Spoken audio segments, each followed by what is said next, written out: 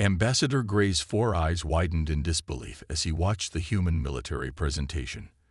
The large conference room aboard the Galactic Council's space station was filled with delegates from various species, but right now, all attention was focused on General Miller of Earth's United Defense Force. As you can see, Miller continued, pointing at the holographic display, our troops will perform a high-altitude orbital drop directly into the enemy's capital city. The general's casual tone made it sound like he was discussing a picnic plan rather than what seemed to be a suicide mission. Gray's spotted skin turned a pale shade of blue, a sign of extreme stress in his species. He raised one of his trembling hands. "Excuse me, General, but did you say your soldiers will jump from orbit?" "That's correct, Ambassador," Miller replied with a smile. "Standard orbital insertion procedure. We found it's the most effective way to bypass planetary defenses." The room erupted in murmurs. A representative from the crystalline species clicked their formation in distress. But the heat of entry, the radiation, the impact. Miller shrugged. "Our drop suits handle most of that. They're minimal protection, but they get the job done." "Minimal protection?" Gray's voice cracked. "What do you mean by minimal?" The general pressed a button, and the hologram showed what looked to Gray like barely more than a reinforced spacesuit. "Standard issue drop gear. Keeps the troops alive through re-entry. Reduces impact force to survivable levels. Nothing fancy." An insectoid delegate chittered frantically. "Survivable levels? What are the casualty rates for such an operation?" "Oh, very minimal," Miller said, checking his notes. "Last training exercise, we only lost 2% of the drop team to equipment failure. Much better than the old days." The room fell silent. Gray felt his second stomach churn. 2%. You consider that minimal?" "Well, yes," Miller continued, seemingly oblivious to the horror around him. "Once the troops land, they'll begin the ground assault. Standard procedure. Continuous combat operations for 72 to 96 hours until we secure our objectives." 72 hours. Gray's translator almost glitched trying to convey his shock. "Without rest?" Miller looked confused. "Of course there's rest. Troops rotate 4-hour sleep shifts when possible, though most prefer to just use stims and keep fighting. Maintains momentum, you know." Gray watched as several delegates left the room, their various physiologies showing clear signs of distress. One of the methane-breathing delegates had to be helped to their environmental chamber. "General," Gray tried again, "your troops willingly undergo these conditions. They compete for drop team positions. Actually," Miller said proudly, "it's considered an honor. Now for Phase 2 of the operation." Gray stopped listening as Miller detailed plans for underwater infiltration in freezing waters, extended combat in toxic atmospheres, and something terrifying called hand-to-hand combat. Each new detail made Gray's heart beat faster. When the presentation finally ended, Gray remained in his seat, staring at his datapad. The human general's words kept repeating in his mind. Minimal protection. Standard procedure. Nothing fancy. A junior aide approached Gray carefully. "Sir, the Council is requesting your immediate report on the human military capabilities." Gray looked up, his eyes focusing and unfocusing independently in stress. "Tell them," he paused, trying to find the right words. "Tell them we greatly underestimated the humans. They're not just brave or technologically advanced. They're, sir, they're insane," Gray whispered. "Completely and utterly insane. And the worst part is, they don't even realize it." He looked out the viewport at the Earth ship docked nearby. A stark, utilitarian design that reflected its creator's mentality. May the cosmic consciousness help whatever poor species they're planning to fight. The aide nodded nervously and hurried away, leaving Gray alone with his thoughts and the terrifying realization that humans considered all of this completely normal. Ambassador Gray couldn't sleep. After 6 hours of tossing in his temperature-regulated suspension pod, he finally gave up and made his way to the station's diplomatic wing. He needed answers, and there was only one way to get them. He found General Miller in the station's observation deck, doing something that made Gray's stomachs turn, drinking a dark liquid that the general had called coffee. "You're actually consuming that poison?" Gray asked, unable to hide his horror. Miller turned, showing no surprise at the alien's presence. "Ah, Ambassador, care for a cup. It's fresh." "Fresh poison is still poison," Gray said, settling his bulk into a reinforced diplomatic chair. "That's actually why I'm here. I need to understand. Why are humans the way they are?" Miller smiled, taking another sip of his coffee. "You mean why are we insane, as you put it in your report to the council?" Gray's spots darkened in embarrassment. "You saw that. We have good intelligence services." Miller placed his cup down.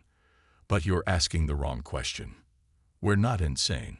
We're just adapted to our world." "A world that should have killed you," Gray said. "Our scientists studied Earth. High gravity, extreme temperature variations, deadly radiation from your sun, aggressive predators, poisonous plants. How did you even survive?" Miller's face grew serious. "We didn't just survive, Ambassador.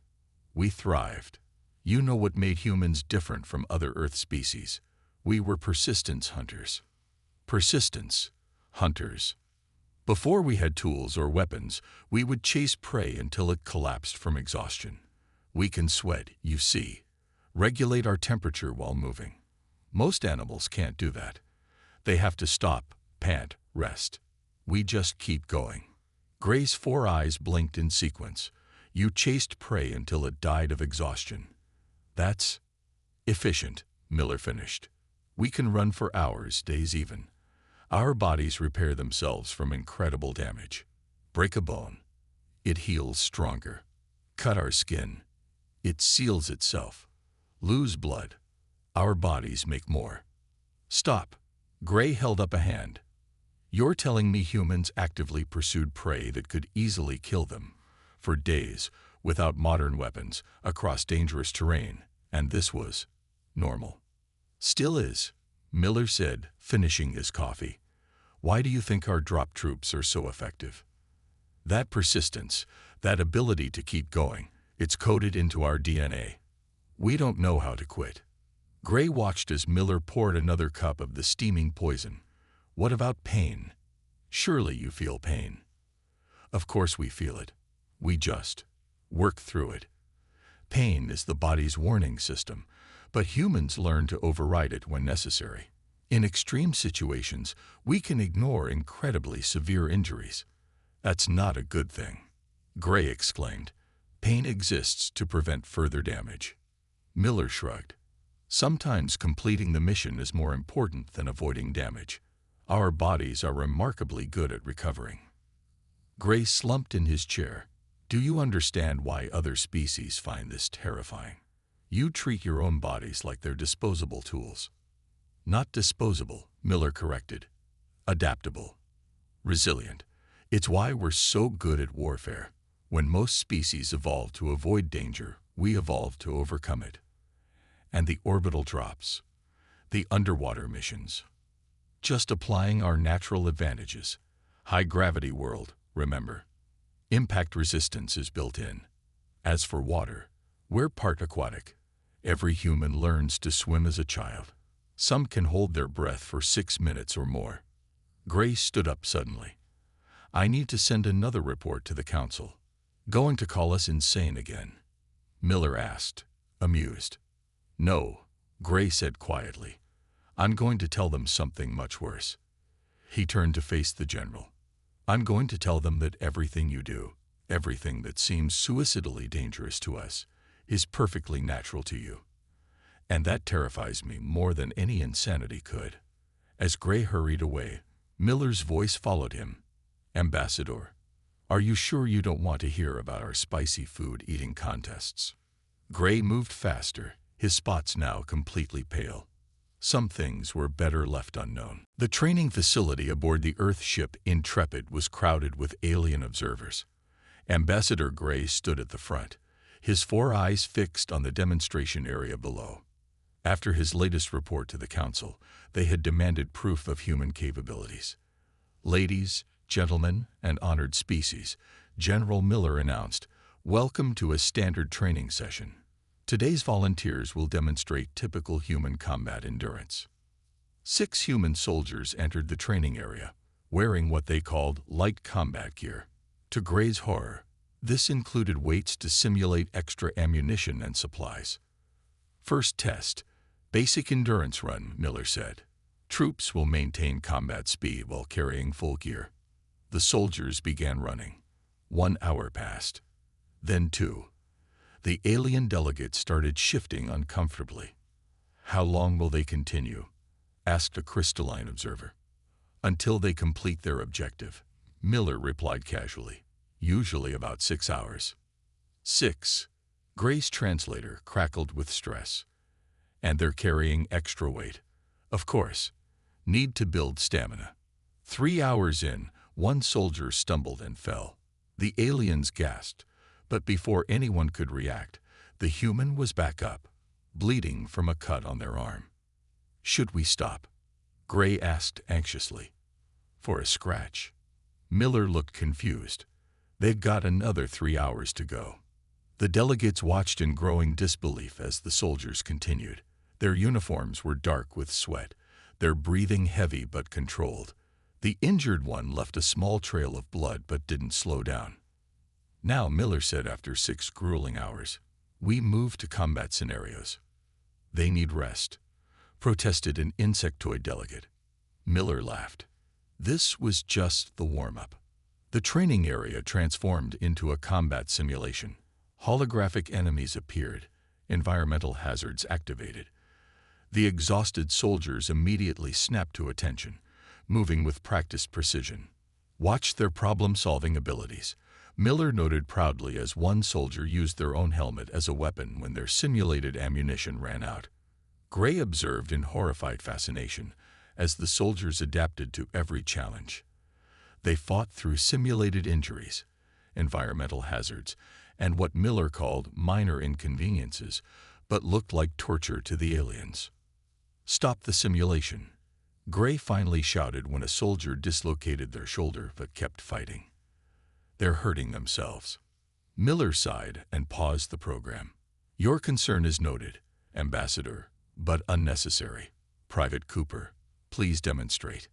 The injured soldier stepped forward, grabbed their arm, and with a sickening pop, forced the joint back into place. They then saluted with the same arm. "Ready to continue, sir." Several delegates left the observation deck. Others turned colors that their species used to indicate extreme distress. "This is a light training session," Gray asked weakly. "Oh yes," Miller confirmed.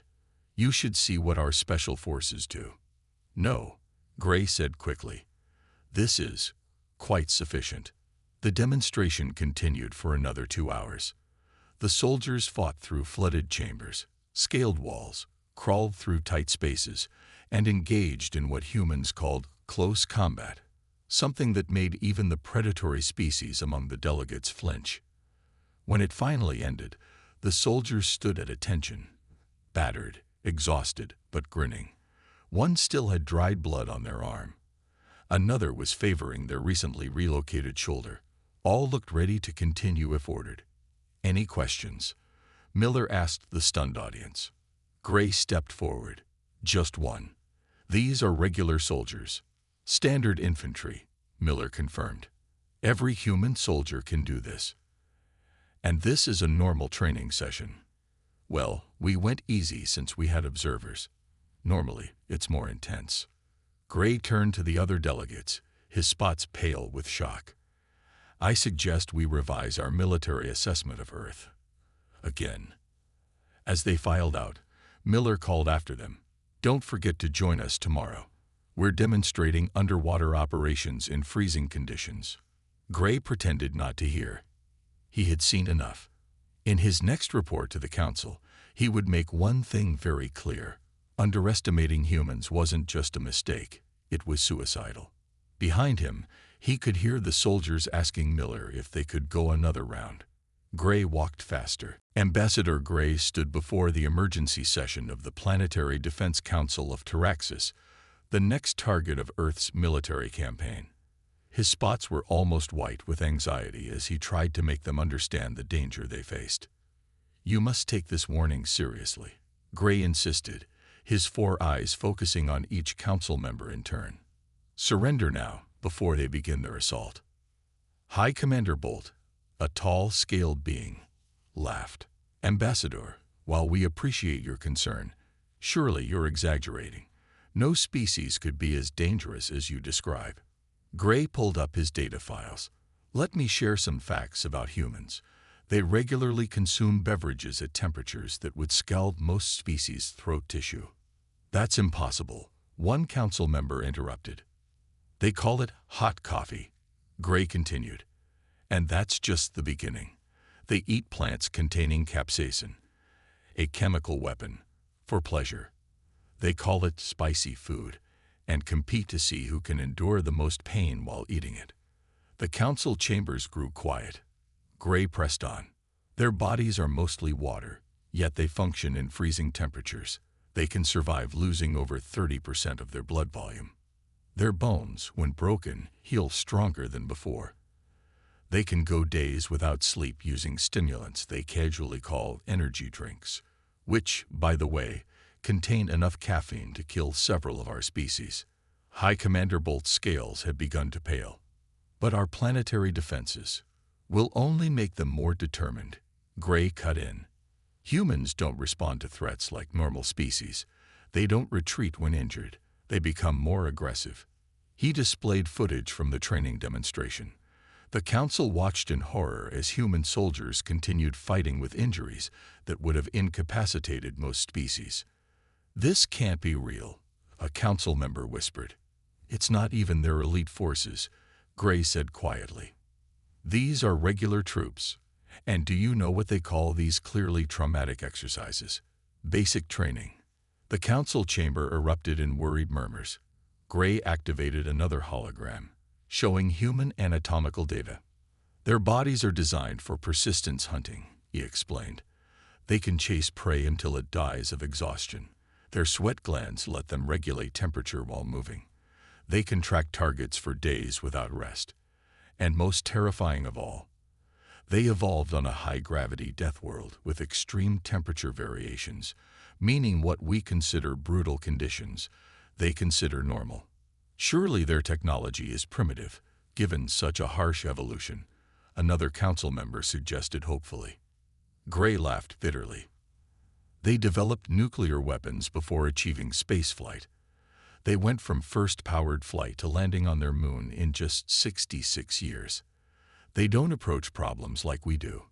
They tackle them head-on, often finding solutions through what they call trial and error, which mostly means surviving things that should kill them." What do you suggest?" High Commander Bolt asked, all traces of arrogance gone from his voice. "Surrender," Gray said simply. "Surrender now, before they begin their orbital drops. Before they demonstrate why they call their Marines aquatic assault troops. Before they show you why they laugh at our atmospheric toxins while wearing what they call simple breathing apparatus. If they're so formidable, why are you warning us?" someone asked. "Because I've spent time with them," Gray replied. "They're not inherently cruel. They'll accept a peaceful surrender. But if you force them to fight," he shuddered, "they'll do what they call getting creative. And trust me, you don't want to see humans getting creative with combat tactics." The council chamber fell silent again. High Commander Bolt's scales had turned completely white. "They can't possibly be that bad," he whispered, but his voice lacked conviction. Gray headed for the door, pausing only to deliver one final warning. "I've seen their training. I studied their history. Do you know what humans call the most devastating wars in their history? World wars. And they've had multiple of them. They survived. They adapted. They got stronger." He left the chamber in stunned silence, hoping they would heed his warning. Because he knew one thing for certain. If they didn't surrender, They were about to learn firsthand why the galaxy was quickly learning to fear the species called human. High Commander Bolt stood in the planetary defense headquarters of Taraxis, watching the sky turn to fire. The humans had warned them they would begin at dawn. They had kept their word. "Sir," an officer shouted, "multiple objects entering atmosphere. They're living beings." Bolt stared at the tactical display in horror as hundreds of heat signatures plummeted through the upper atmosphere. Ambassador Gray's warnings echoed in his mind. They dropped from orbit in minimal protection suits. "Impossible," Bolt whispered. "Nothing could survive that." The defense systems activated automatically. Energy beams and plasma bolts filled the sky. Some of the falling objects disappeared in bright flashes, but most continued their descent, making slight course corrections despite the intense fire. 20% of orbital drops eliminated, an officer reported, voice shaking. "The rest are adjusting their trajectory. They're using our defense fire patterns to plot safer paths." Bolt watched as the surviving humans crashed through the lower atmosphere. Their impact points scattered across the capital city created craters in streets and plazas. Security feeds showed armored figures emerging from these craters, moving with purpose despite their violent landing. "Sound the general alarm," Bolt ordered. "All units engage." But the humans were already moving. They had studied Taraxian biology, knew about their species' need for rest every 4 hours. The attack had been timed perfectly, just when the night shift was tiring and the day shift was not yet fully alert. "Sir, they're breaching the coastal defenses." New tactical displays showed more humans emerging from the ocean. They had approached underwater, using the planet's deep trenches to avoid detection. The water temperature was near freezing, lethal to Taraxians, but the humans moved through it like it was nothing. "How long were they down there?" Bolt demanded. "Sensors indicate 8 hours, sir." Bolt's scales turned pale. 8 hours in freezing water. Ambassador Gray's voice again. "They're part aquatic. They trained for this." The communications system crackled. "This is Lieutenant Reed of Earth's 5th Drop Battalion. Your outer defenses are secured. Surrender now to avoid further conflict." Bolt watched as his troops engaged the humans in ground combat. The results were horrifying. The humans didn't retreat when hit. They kept fighting with injuries that should have been fatal. Some appeared to be bleeding but showed no signs of slowing. "Sir, they're using stimulant injections to keep fighting. Our gas weapons are ineffective. They're treating it like a minor irritant." A new alert flashed. The humans had breached the main defense line. Security feeds showed them fighting in close quarters, using what Gray had called hand-to-hand combat, a primitive but terrifyingly effective method of fighting that sent Taraxian troops fleeing in panic. "They're not stopping," an officer reported, scales completely white with fear. "We've hit them with everything. They just keep coming." Bolt watched as a human soldier, clearly injured, applied something called a field dressing and continued fighting. Another used a damaged limb to brace their weapon. A third was actually carrying an injured comrade while still engaging targets. "Sir, what are they?" "The product of a death world," Bolt replied quietly, remembering Gray's briefing. "A species that evolved to never give up." The tactical display showed more human forces emerging from other entry points. They had synchronized their attacks perfectly, using the orbital drops as a distraction, while other forces infiltrated through underground tunnels, underwater approaches, and even through toxic swamp regions that should have been impassable. "Send the surrender signal," Bolt ordered finally, "before they get creative." As if to emphasize his point, the building shook. The humans had somehow scaled the unclimbable outer walls of the headquarters, using minimal equipment and raw physical strength. The last thing Bolt saw before the humans breached the command center was a soldier drinking something from a container marked energy drink, while treating what appeared to be a serious wound. Gray had been right. They weren't just soldiers. They were something else entirely. A species that had turned survival itself into a weapon. The surrender signal went out just as dawn broke over the capital city. The invasion had taken less than 6 hours. 3 days after the initial invasion, Ambassador Gray walked through the secured halls of the Tyraxian Capitol building. The signs of battle were still fresh: scorch marks on walls, impact craters in floors, and the occasional piece of human equipment left behind. A dropped energy drink can made him shudder as he passed it. In the main conference room, he found High Commander Bolt staring at battlefield footage. The commander's scales had not regained their color since the surrender. "Are you ready to discuss what you witnessed?" Gray asked gently. Bolt didn't look away from the screens. "They didn't stop. We hit them with everything we had. And they didn't stop." "Tell me what broke your force's morale," Gray said, settling into a reinforced chair. "Everything." Bolt waved at the footage. "We had a squad trapped in the toxic swamps. Deadly gases, corrosive moisture, terrible visibility. We thought they were finished." He laughed hollowly. "They used rebreathers they called basic equipment and kept going. The gases that should have killed them just made their eyes water." Gray nodded. "Humans evolved breathing poisonous oxygen. Most atmospheric toxins are mild irritants to them." "Then there was the night fighting," Bolt continued. "We thought we had the advantage. Our species has excellent night vision. But the humans," he shuddered, "they fought for 20 hours straight. No sleep. Just those terrible stimulant drinks and something they called caffeine gum." The screens showed humans fighting through the night, their movements becoming more aggressive as fatigue should have set in. "One of them got shot," Bolt said quietly. "Right in the chest. Do you know what they did? Applied something called a field dressing, injected themselves with painkillers, and kept fighting.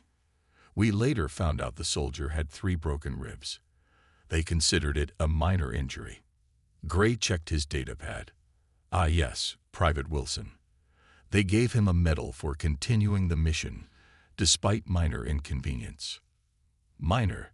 Bolt's scales rippled in distress. "We had reports of them eating while fighting. Something called protein bars that smelled like toxic waste. They drank water so hot it steamed in our cold air. One unit ran out of ammunition and started throwing rocks with enough force to crack our soldiers' armor." The footage showed a human lifting what appeared to be a piece of broken wall and using it as cover while advancing. Another scene showed humans pulling injured comrades to safety while simultaneously returning fire. "The stories spread through our ranks," Bolt continued. "Humans surviving falls that would kill our species, swimming through freezing water like it was nothing, getting up from explosions that should have been fatal. The troops started calling them demons and undying ones, and that's when your forces began to surrender. What else could we do?" Bolt gestured at a new piece of footage. "Look at this. This human broke both legs in a fall. Both legs. Do you know what they did? Splinted them with debris and kept giving orders from the ground. They were still coordinating attacks while medics worked on them." Gray made a note. "Humans call that improvising. We found their discarded medical supplies after battles," Bolt said. "Do you know what they label their combat medicine kits? Basic first aid. The things they consider basic medical treatment would be emergency surgery for us." The commander finally turned from the screens. "Why didn't we listen to your warning?" "Because it sounds impossible," Gray said simply. "A species that drinks poison for pleasure, eats plants that cause pain, fights while injured, treats massive trauma as an inconvenience, and considers orbital drops routine. No one believes it until they see it. The worst part," Bolt whispered, "is that after we surrendered, they were nice, helped our wounded, shared their supplies. One of them offered me something called a chocolate bar, like we hadn't just been trying to kill each other." Gray nodded. "Humans are strange that way. Terrifyingly tough in battle, surprisingly gentle in peace." "They're still patrolling our streets," Bolt said, "running in full gear, in our gravity. For fun." "Yes," Gray replied. "They call it staying in shape." Bolt's scales rippled again. Ambassador, what kind of death world creates something like that?